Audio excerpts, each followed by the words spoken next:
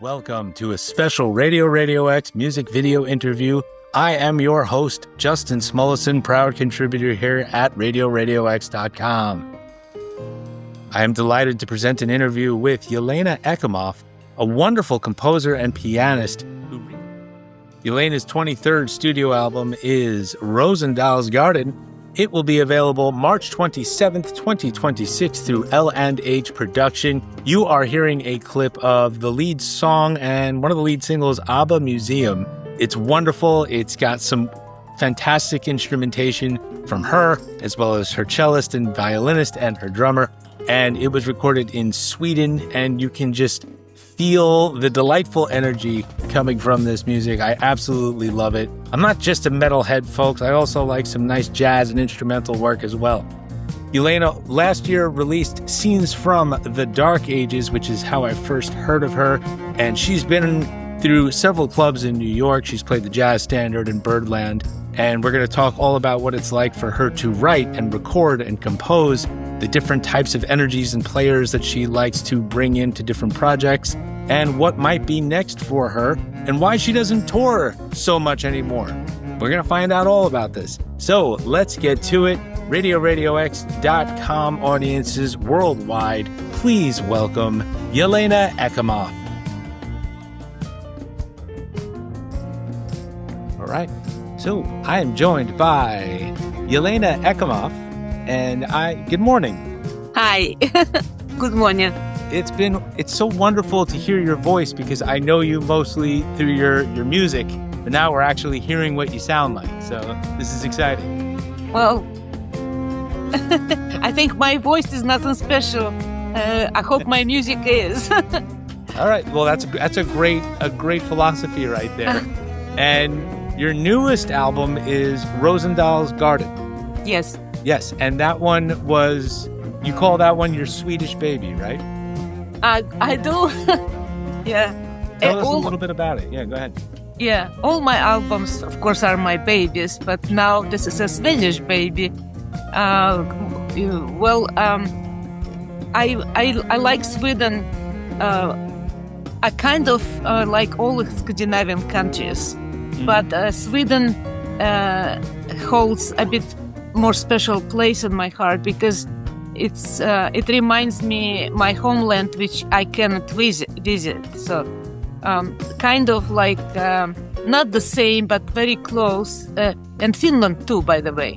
But we've been to Sweden quite a few times, and since I really always enjoy being in Sweden, and then I wanted to record with Svante Henriksson for a long time already. I kind of like noticed him even like years ago, because he's a wonderful musician, and his cello I think he's the best living jazz cellist.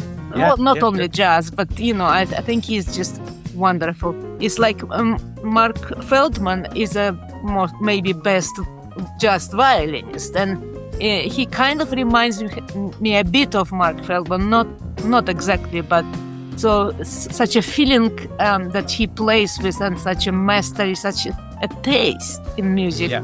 That's what I appreciate, the taste probably the most. That's them right there, right? Yes, that's him. Yeah. No, wait a minute. Yeah, that's in White Shore. He's tall and he has gorgeous hair. So, but anyway, he was always on my radar, but somehow never recorded. Actually, we talked about it like in 2012, and since that time nothing. So, and then I thought, well, I want to record with Svante, and then I thought, well, he's Swedish and I like Sweden, so 2 + 2 = 4, So that's how Rosendals Garden came to be. That's wonderful. And I'm so glad that you mentioned his cello playing, because on a personal note, when I heard ABBA Museum and I heard his part, it was so emotional for me, also because my children both play cello. So it's my hope that they can sound like that someday. Oh, yeah. Playing music like yours. So instantly I was hooked when I heard it. And then I said, you know what? I got to talk to this lady. I got to see what's going on and try to pick her brain a little bit. So you went to Sweden to record with those two players and a couple more, right? No, it's just two of them. Oh, okay. It was a trio, but since Svante played both cello and the bass. Oh, I see. Okay. Not at the same time, of course. Well, sure, yeah. Well, he had to overdub, but he recommended me Morgan Agren. And I asked him, of course, I knew him for his work, and I didn't know him. Well, I knew a couple of Swedish drummers, but I kind of asked him, Svante, who would be good for us, because, and he recommended me Morgan. But I played also like some keyboards, which were, that's why it sounds more like three people, definitely. Yeah, no, it's a wonderful album, and I think also with the change in the season right now, hopefully, where I live, all the snow is finally melting. So it is nice to see some foliage and some vegetation. So this album is kind of perfect for release right now. And do you get that a lot? When you speak to people about your music, do they tell you about what it makes them think of and things like that? Well, I don't speak to many people, but my fans appreciate my music. I mean, they like that I have a variety of subjects, and even though a lot of I always like respect the nature, and that's why. Well, I since I paint my pictures, and I'm better landscape painter than anything else. So here you go. You painted that? Yeah. Oh my goodness. Yeah, wow, I'm painting all of my covers. Oh, wow. So you painted the Dark Ages album too? Yeah. We'll talk about that in a little bit. Yeah. That's wonderful. Did you now? It's worth mentioning. I believe if my notes are correct here, this is Rosendals Garden is your 23rd album since 2010. Yes. Oh my goodness! How do you keep writing like that? And you mostly write on piano first, right? In my mind, sometimes write into Sibelius music notation software. But yes, piano, sitting at the piano, that's probably my preferred way to write. Right. And is that a daily thing for you? Do you sit and say something's going to come out, or do you just let it flow?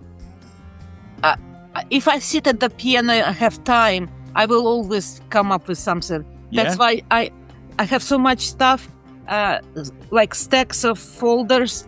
So I actually abstain from composing last couple of years. I still compose, but I don't want to create too many folders because I have only like my life, and that's it. Right. To make sure that they are that I do something with them.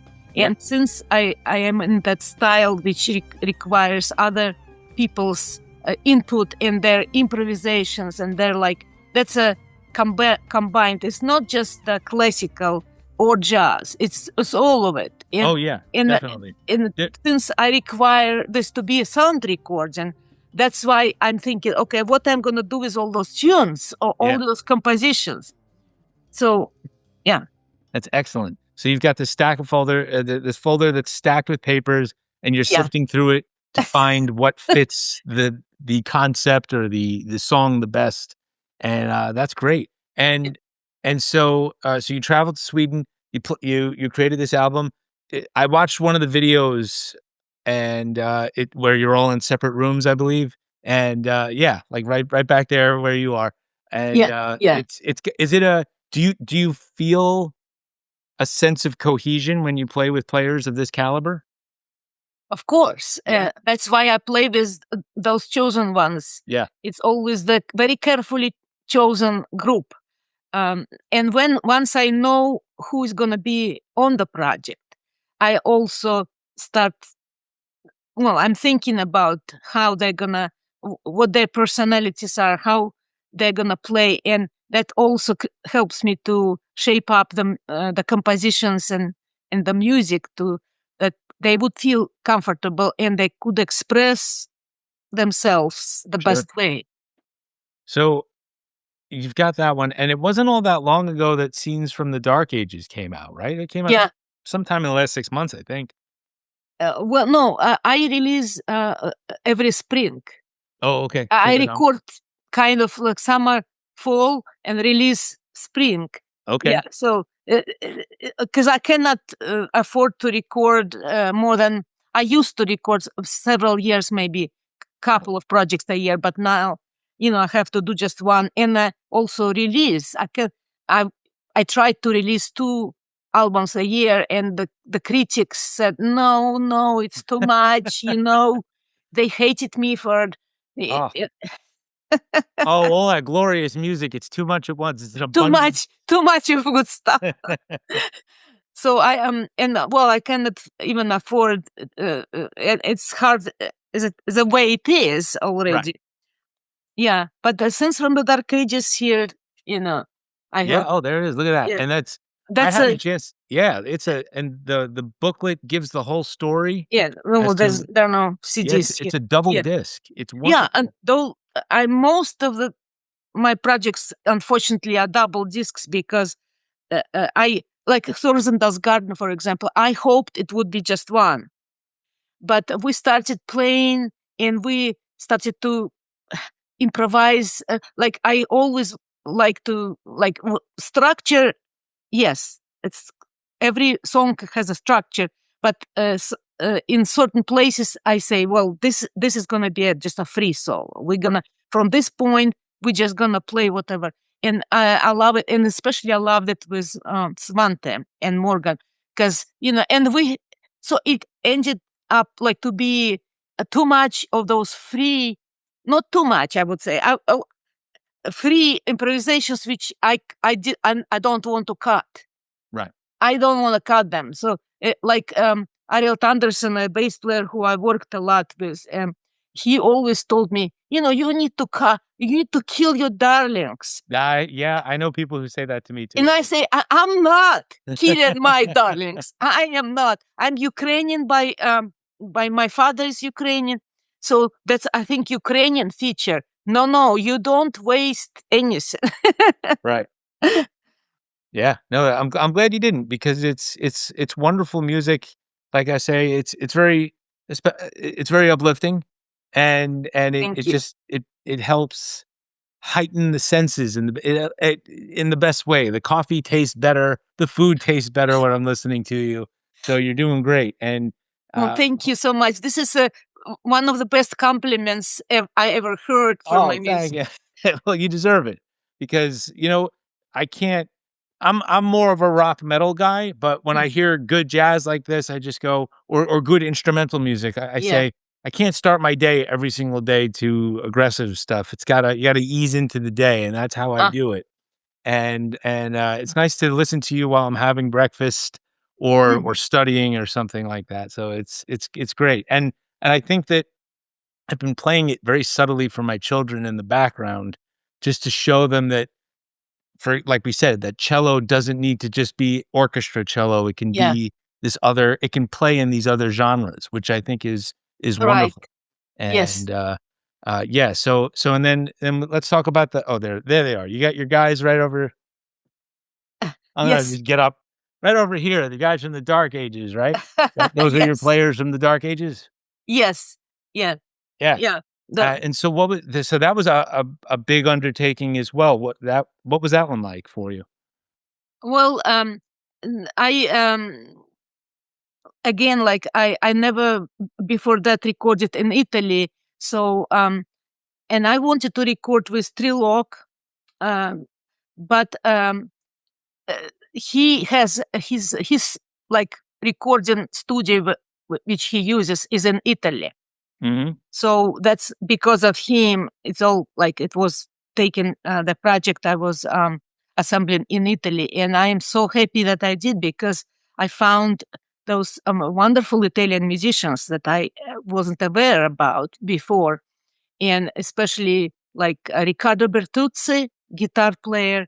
I recorded already 2 more projects. Well, he participated in another project, which I recorded at the same time with Paulo Freser, but I asked Ricardo to record like 4 tracks over internet for that, Romance of the Moon. Yeah. But then we recorded one more time in the fall, this fall. That album hasn't been released yet. It's going to be released next year. Yeah. But I really love Ricardo Bertuzzi's guitar, and the flute player, Carlo Nicita, also. He's just pure genius, Yeah. How he plays flute. Flute is not my favorite out of any. Well, kind of like it's a high pitched instrument, but how he plays the flute, like I don't know. I can't even say enough because it resonates with you. He's just amazing. So I found those musicians, and that project, of course, he just made it as perfect as I could imagine. Excellent. Yeah, it's great. And I do want to mention that you release all your music on your own production company, L&H Production, right? Yes. Okay. And a quick shout out, the next Bandcamp Friday when you can support Yelena is on May 1st. So be sure to head over to her Bandcamp page, which we're going to plug in the show notes. But it's pretty simple. It's just Yelena Eckemoff.bandcamp.com. Support her on Bandcamp Friday. She's got this vast repository of your whole discography's there, or most of it? Yeah, I only don't have one live performance project and one Swedish project, but I'm gonna put it on after release of Rosendals Garden, because I was late to enter Bandcamp. I only entered it like a year ago or something, and I was trying. I didn't want to dump everything at once, right? Because I have only 2 albums that have to be put there, and I'm already caught up, pretty much caught up with all my albums. That's Everything else is there. It's great, and like we were saying, Rosendals Garden comes out March 27th, and it was recorded in 2024. So you have your next album already recorded for next spring, right? Yes. Yeah. Okay. What can you tell us about that album? Without giving anything away. Yeah, this is something again really, really special. I just finished writing the story, which is like over 10,000 words, which is the biggest story I wrote because of the subject. It's going to be called Bird Island, and it's a fictional story about how like group of few people ends up on that special island that is not on a map. It's just something very special, and what happens. I'm not going to spoil. Don't spoil it. I recorded it again in Italy with Riccardo Bertuzzi, Carlo Nicita, and on bass, Faza, who is very famous Italian bass player, and I don't know. You probably don't know Faza, but all Italy knows him because he's and also on drums, I invited Manu Katché. Okay.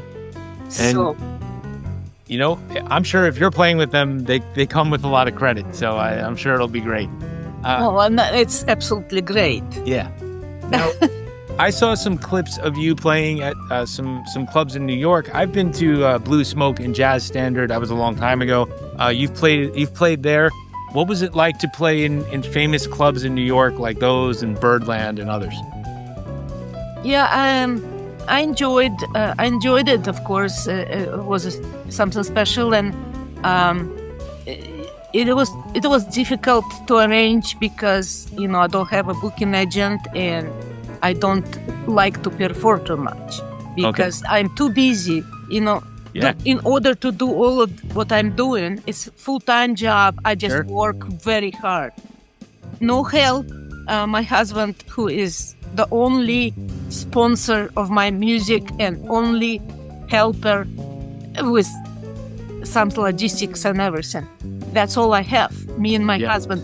And that's very hard, time-wise and monetary. But that's why I kind of like I performed in several very good places, including Ronnie Scott's in London and Spice of Life in London. But so I and Germany. One performance was in Germany. So I have videos of that, and I'm saying to myself, that's enough. I've done my part as a performer. No one can doubt that I can play. Right. and I stopped performing, but I enjoyed it. Well, when I performed, that was fun. It was very nice. And do you teach as well? Yes, I used to teach. Dropped my lessons when COVID started, and since that time I'm not teaching anymore because when COVID ended, I thought, well, this was a unfortunate maybe that I had to stop my lessons. Right. But now I don't want to resume because I'm too busy again, and I just but I taught all my life, I was very good teacher, by the way. Had very good results from the kids who not necessarily were that talented or that motivated, but they all loved it and they all performed very well, like the best they could. Amazing. So I'm proud of my teaching. I worked at church also, the church musicians for 22 and a half years in the United States. So I've done that part also over with that. Yeah. Just focus on my stuff. Right. Do you play other instruments, or do you I know you compose for other instruments, but do you play them regularly? No, I don't play any other instruments but piano and keyboard because, I'm when you're professional. Yeah. That's what you do. Multi-instrument, it's a red flag. Whoever plays different instruments at a red flag because if to master one, you have to spend your life, mastering it. And when you play many, it happens, of course. But if your children want to play cello, then let them play cello. Don't let them play cello and the trumpet and the piano and all. Right. Well, piano maybe it's okay to just to learn. A bit, but they have to focus on something. Okay. So, that was some great advice, I think, for a lot of parents of musicians and for musicians themselves. How long did it take for you to feel comfortable composing your own music? How old were you and how long had you been playing? I started to compose as soon as I got my little hands on piano when I was actually 4. Oh, wow. And my mom, she was a pianist. My mom wrote down my little pieces. I'm not boasting, I'm not bragging. No. Just the fact that I still have that notebook where she wrote down. And I actually remember when I was 5, I was like birds in the garden, fishes in the pond, the squirrel that cracks nuts. And I remember playing those with both hands and little pieces, little tiny pieces. But so it's always like not only I started to compose very early, but and I started to play by ear. But then, of course, I started my school. It's always been my desire to express things, like the squirrel with the nuts, or the fishes in the pond. Not just like something like just music. No, right. Something that I feel like I see or I feel. That's always been my. I love it. I love to express things in music. Excellent. And everything else. That's fantastic. So you're a full-time writer and musician, and you've got L&H production. And that's where everybody can go to pick up your music. And of course, like we said, Bandcamp Friday is May 1st. And there's more Bandcamp Fridays later in the year after that. You don't perform live anymore. But do you think one day you might do a special performance here and there, maybe? I mean, if somebody would want me to perform, I will. I would perform, definitely. Yeah. It's not just but like I say, it's pretty much impossible to arrange all the group that I want at certain place and certain time, and it is expensive because the musicians have to be paid. Oh yeah, especially those musicians, like Understood. Which. I have like a different group for all different projects. Right. It's if I had just one group, but it's different. And they live in Europe or they live in like Peter Erskine in California. So it's pretty much, Peter told me one time I wanted to invite him to New York to perform because somebody wasn't available, the drummer, and I recorded with Peter, but Peter said, "Yelena, you can't afford me. You can't afford." I barely could afford him to record on my 4 albums. But he said, "No, Yelena, you can't afford me to fly to New York and perform." Right. So here you go. This is not that easy. And if somebody wants to arrange the performance of me with whatever group, yeah, I would be for it, but I think it's just a dream. Okay. Well, let's hope the dream becomes a reality someday for us. And so you've left us with so much wisdom, and we've been playing clips of different tracks from scenes from the Dark Ages and Rosendals Garden. Anything else that you want to tell your fans and anybody who might be hearing about you now for the first time? Well, I appreciate people who listen to real music, not like AI music or not some kind of playlist which they don't even know what's in there, which is created by like Spotify or Tidal, because whatever service they use, because at this time it's very important to actually support real artists. Yeah. Artists who don't use AI, like myself. Even I could like say, okay, why not? Who is gonna learn? But this is all like maybe not such a good painting, but it is my painting. That's a wonderful painting. It's what I did myself, and my music is something that I did and my musicians did, and no AI, no anything, just a good mix. Right. Just good performance and good mix, and a lot of labor put into that. So I think all people right now have to realize that AI is not the way to go in the art. Maybe in some other like technical things, but not in the art. Art should be kept pure as art. Art should be kept pure. There human impression, expression. Excellent. Well, it's been such a pleasure to speak with you and to speak with the woman behind the music, and it's just such a delight to hear your voice as well. And I look forward to, you said Bird Island? Yes. Bird Island. I look forward to that and catching up with you when that comes out as well. Thank you so much. Special thanks again to Yelena Eckemoff for joining us here on RadioRadioX.com.